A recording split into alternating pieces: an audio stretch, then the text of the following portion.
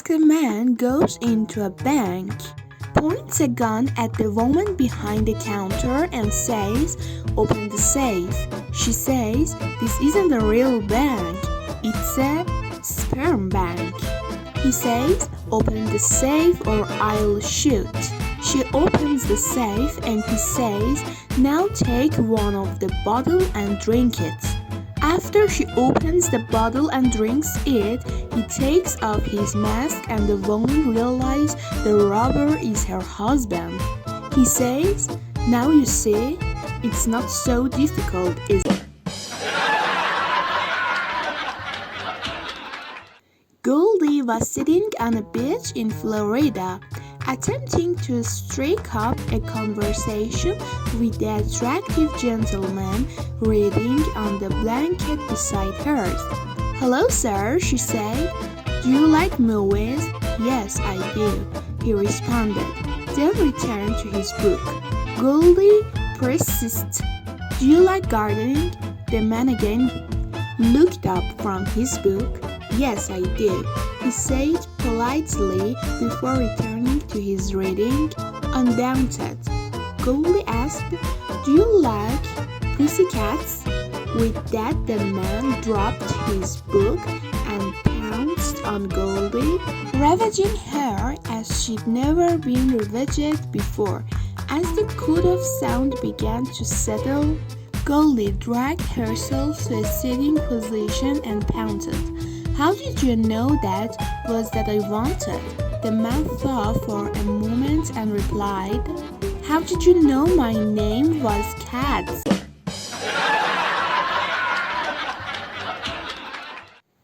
A teacher asks her class if there are 5 birds sitting on a fence and you shoot one of them, how many will be left?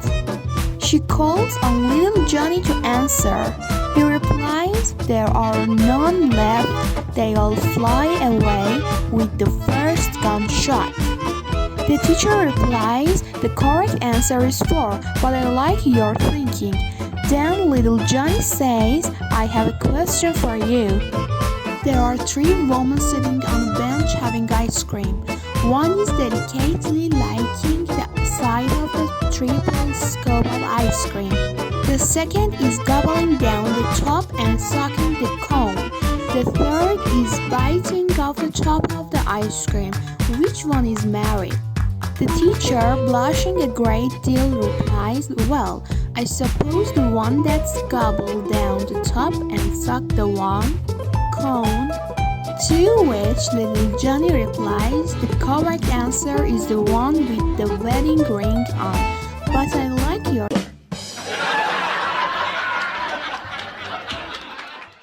After 40 years as a gynecologist, John decided he had enough money to retire and take up his real love, car machines. He left his practice, enrolled in a car machines class, and studied hard. The day of the final exam came and John worried if he would be able to complete the test with the same proficiency as his younger classmate. Most of the students complete their exam in 2 hours. John, on the other hand, took the entire 4 hours allotted. The following day, John was delighted and surprised to see a score of 150% for his exam. John spoke to his teacher after class. "I never dreamed I could do this well on the exam. How did I earn a score of 150%? The teacher replied, "I gave you 50% for perfectly disassembling the car engine. I awarded another 50% for perfectly reassembling the engine. I gave you an additional 50% for having done all of it through the exhaust."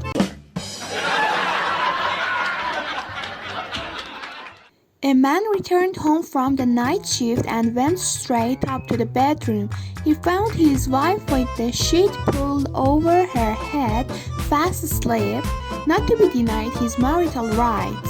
The husband crawled under the sheet and proceeded to make love to her. Afterward, he hurried downstairs for something to eat and was startled to find breakfast on the table and his wife pouring coffee. "How did you get down here so fast?" he asked. "We were just making love." "Oh my God," his wife gasped. "That's my mother up there. She came over and complained of having a headache. I told her to lie down for a while." Rushing upstairs, the wife ran to the bedroom. "Mother, I can't believe this happened. Why didn't you say something?" The mother-in-law huffed. "I haven't spoken to that hole for 50 years, and I wasn't about to start now."